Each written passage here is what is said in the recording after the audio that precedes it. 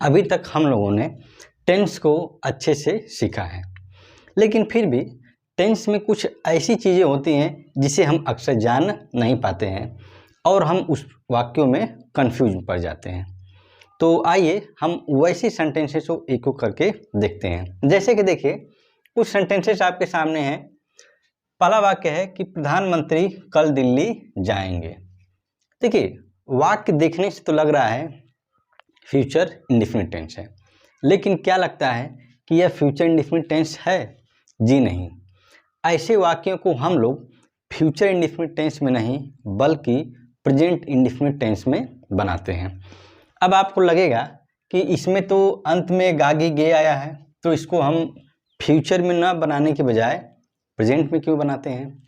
तो देखिए, आप ऐसे जान लीजिए कि जब कभी भी भविष्य काल में किसी भी घटना का होना लगभग 90% यदि तय हो, ठीक है, कितना हो, लगभग 90% तय हो, तो उसके लिए हम लोग प्रेजेंट इंडेफिनिट टेंस का प्रयोग करते हैं।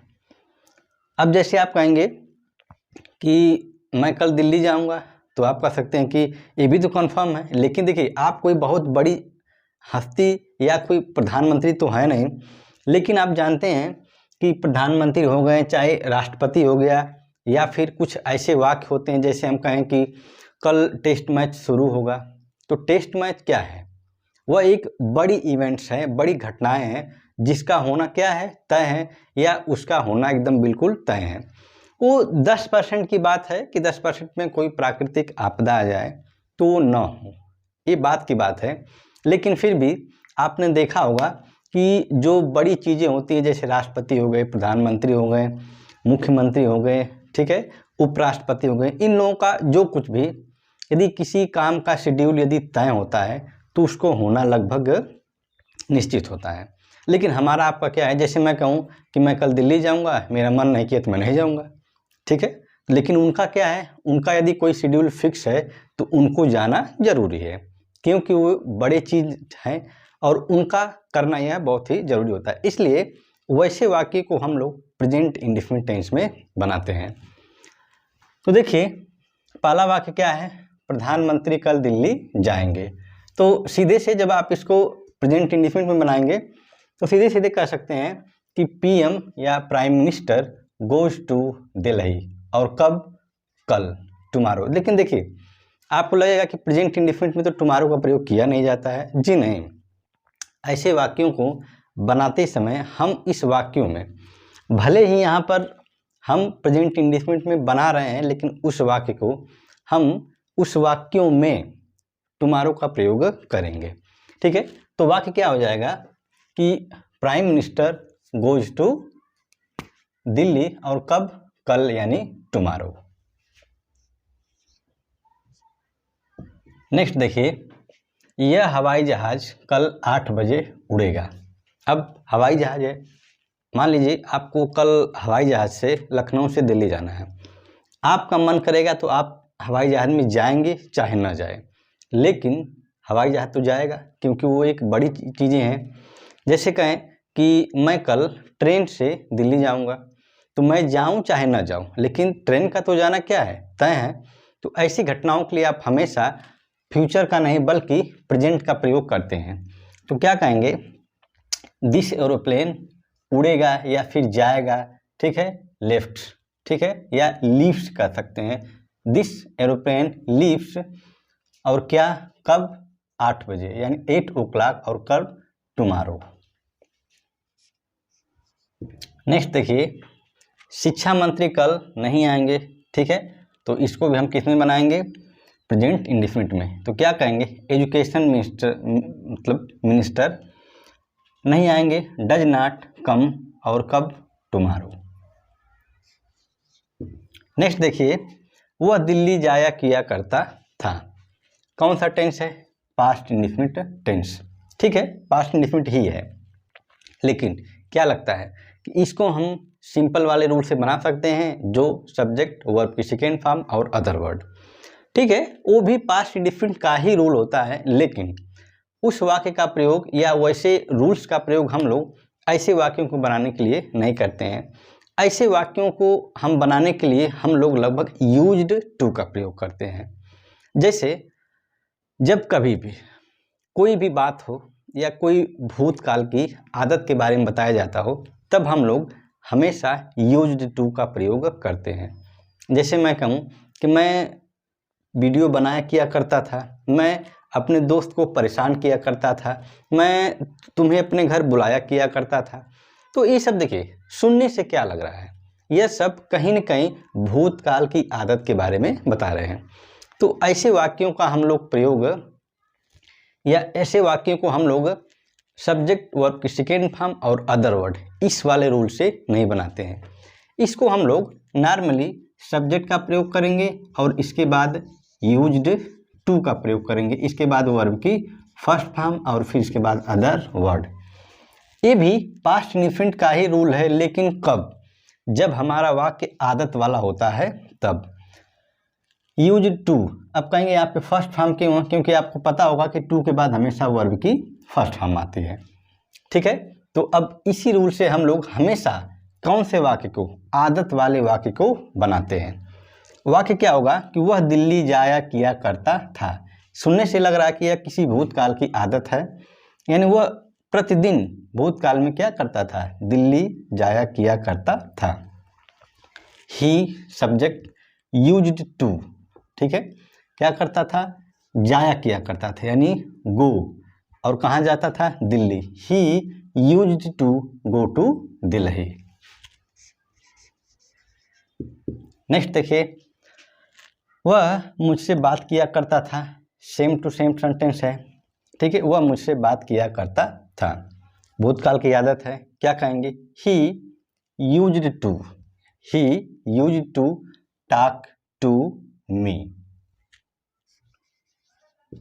ठीक है। तो ऐसे जो वाक्य होते हैं हम लोग कुछ स्पेशल तरीके से इसको क्या करते हैं, ट्रीट करते हैं, ठीक है। तो आइए कुछ और सेंटेंस देखते हैं। वह अपना कार्य करता है, वह अपना कार्य किया, मैं अपना काम करता हूँ, मैंने अपना कार्य किया। देखिए, सेंटेंस देखने में तो बड़ा आसान है, लेकिन अगर मैं आपसे कहूँ कि इस वाक्य को आप बिना हेल्पिंग वर्ब के बना लें, तो क्या कुछ लोग बना लेंगे, कुछ लोग कहेंगे कि इसमें तो बिना हेल्पिंग वर्ब का बनेगा ही नहीं। जैसे देखिए, पहला वाक्य है, वह अपना कार्य करता है। सिंपल सा, ये प्रेजेंट इंडेफिनिट का टेंस है, अफर्मेटिव है, ठीक है। तो आप नॉर्मली बता देंगे कि ही डू, ठीक है, हिज वर्क, ठीक है। तो इसको हम पहले बना लेते हैं, इसके बाद बताते हैं। देखिए, अब देखिए यहाँ पे डज लिखा हुआ है। डज का मतलब क्या? अब डज तो एक प्रकार की सहायक क्रिया होती है। तो अब आप कहेंगे कि आपने तो कहा था कि बिना हेल्पिंग वर्ब का बनाना है, लेकिन आपने तो हेल्पिंग लगा दिया। देखिए, आपको यदि पता होगा तो आपको मालूम है कि डू मतलब होता है करना, और डिड मतलब भी होता है किया, और डन मतलब भी होता है कर या करना या कर चुका होना। देखिए, यह होती है वर्ब की फर्स्ट फॉर्म, यह होती है वर्ब की सेकेंड फॉर्म, यह होती है वर्ब की थर्ड फॉर्म, और इसकी फोर्थ फॉर्म होती है डूइंग, और इसकी जो पांचवी फॉर्म होती है वो होती है डज, ठीक है। देखिए, नॉर्मली हम लोग, आपने पढ़ा होगा कि प्रेजेंट इंडेफिनिट के अफर्मेटिव सेंटेंस में सिंगुलर सब्जेक्ट के साथ यस या ईएस का प्रयोग होता है। तो हमने यहाँ पे जो लिखा है ये वर्ब की फर्स्ट फॉर्म ही है, बस हमने इसमें केवल क्या लगा दिया है, ईएस लगा देने से यही जो डू होता है यह वर्ब की कौन सी फॉर्म बन जाती है, पांचवी फॉर्म बन जाती है। तो अब कुछ लोग पूछेंगे कि यहाँ तो हेल्पिंग वर्ब लिख गया है। जी नहीं, यह हेल्पिंग वर्ब नहीं है, बल्कि यह हमारी क्या है, वाक्य की मेन वर्ब है, ठीक है। तो आप कभी भी कंफ्यूजन में मत रहिएगा कि ही डज हिज वर्क, वह अपना कार्य करता है। इसके लिए यहाँ पे डज जो लगा है वह एक हेल्पिंग वर्ब है, ऐसा कभी भी नहीं होगा, ठीक है। यह हमारी क्या है, इस वाक्य की मेन वर्ब है। नेक्स्ट देखिए, उसी से रिलेटेड है, वह अपना कार्य किया। अब देखिए, यह कौन सा टेंस है, पास्ट इंडेफिनिट टेंस। वाक्य कैसे बनेगा, सभी लोग जान गए। अब देखिए डू मतलब होता है करना, और ये पास्ट इंडेफिनिट का अफर्मेटिव सेंटेंस है। इसमें वर्ब की कौन सी फॉर्म, सेकेंड फॉर्म का प्रयोग किया जाएगा।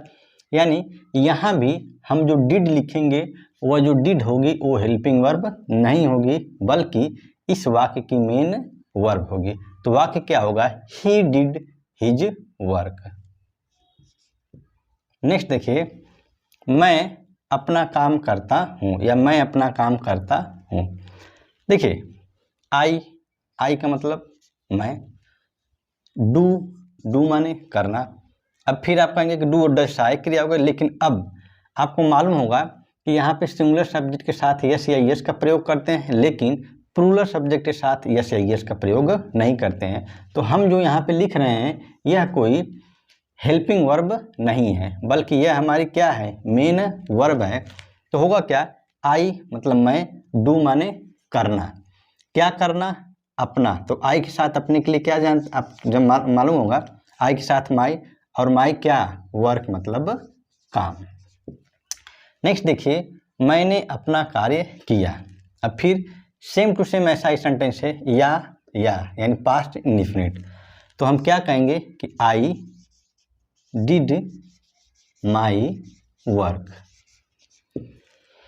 नेक्स्ट देखिए, यह एक बहुत इंटरेस्टिंग सेंटेंस है, आई कट द ट्री। यदि मैं आपसे पूछूं कि बताइए कौन सा टेंस है, तो कुछ लोग कहेंगे कि ये तो प्रेजेंट इंडेफिनिट है, तो इसकी हिंदी सेम टू सेम होगी कि मैं पेड़ काटता हूँ। लेकिन यदि आपको ध्यान होगा तो जो कट होता है, कट की फर्स्ट, सेकेंड और थर्ड तीनों फॉर्म जो होती है वो बिल्कुल सेम होती है, यानी तीनों फॉर्म में कोई डिफरेंस नहीं होता है। तो यहाँ पे जो लिखा हुआ है, आप ये कैसे बता सकते हैं कि यह फर्स्ट फॉर्म है कि सेकेंड फॉर्म है। जी हाँ, यदि यहाँ पर हम आई के जगह पर यदि ही कर दें तब ये कन्फर्म हो जाता है कि ये जो कट लिखा है ये वर्ब की सेकेंड फॉर्म ही होगा। क्यों, क्योंकि यदि यह फर्स्ट फॉर्म होता तब यहाँ पर, और यह वाक्य अफर्मेटिव भी है, तो अफर्मेटिव है तो यस या यस लगाना जरूरी हो जाता, तब यह वाक्य हमारा क्या बन जाता, प्रेजेंट इंडेफिनिट का अफर्मेटिव सेंटेंस। लेकिन जब यहाँ पर यस या यस नहीं लगा है तो आप ये जान जाइएगा कि यह वर्ब की कौन सी फॉर्म है, सेकेंड फॉर्म है। यानी यहाँ पर यदि वाक्य को हम आई कर दें, सब्जेक्ट आई हो जाएगा, तो आई कट द ट्री। और यहाँ पे प्लूरल होने के साथ आप जानते हैं कि प्लूरल सब्जेक्ट के साथ जैसे यहाँ पे यस या यस नहीं लगा, ठीक उसी तरह से यहाँ पर भी यस या यस का प्रयोग नहीं करेंगे। तो यहाँ पे प्लूरल सब्जेक्ट होने की वजह से हम कट जो है इसको फर्स्ट भी कह सकते हैं और सेकेंड भी कह सकते हैं। थर्ड तो हम कह ही नहीं सकते, क्यों, क्योंकि आपको मालूम होगा कि थर्ड फॉर्म यहाँ पे लिखने के लिए किसी न किसी हेल्पिंग वर्ब का होना बहुत ही ज़रूरी है, जो कि यहाँ पे हेल्पिंग वर्ब है ही नहीं। तो आप आसानी से कह सकते हैं कि यह जो है ये प्रेजेंट इंडेफिनिट का अफर्मेटिव सेंटेंस भी है और पास्ट इंडेफिनिट का अफर्मेटिव सेंटेंस भी है। वो इसलिए कि कट की फर्स्ट और सेकेंड दोनों फॉर्म बिल्कुल सेम होती है। ठीक है, तो इसकी हिंदी क्या होगी कि मैं पेड़ काटता हूँ या मैंने पेड़ काटा। अब दोनों इसकी हिंदी लिख सकते हैं, मैं आपको लिख देता हूँ। ठीक है, तो ऐसे ही वाक्य को हम लोग टेंस के अंतर्गत पढ़ते हैं। तो मैं उम्मीद करता हूँ कि इस इंटरेस्टिंग वीडियो से आपको कुछ न कुछ सीखने को ज़रूर मिला होगा। ठीक है, तो ऐसे ही इंटरेस्टिंग और मज़ेदार वीडियो के लिए हमारे चैनल को सब्सक्राइब करिए। मैं उम्मीद करता हूं कि आपको वीडियो पसंद आएगी। वीडियो पसंद आए वीडियो को लाइक, शेयर और कमेंट भी करें कि आपको वीडियो कैसे लगे। चैनल को सब्सक्राइब भी करें, बेल आइकन की घंटी को जरूर दबाएं ताकि नेक्स्ट आने वाले वीडियो का नोटिफिकेशन आपको सबसे पहले मिल सके। तो फिर मिलते हैं अगले वीडियो में, तब तक के लिए गुड बाय, टेक केयर।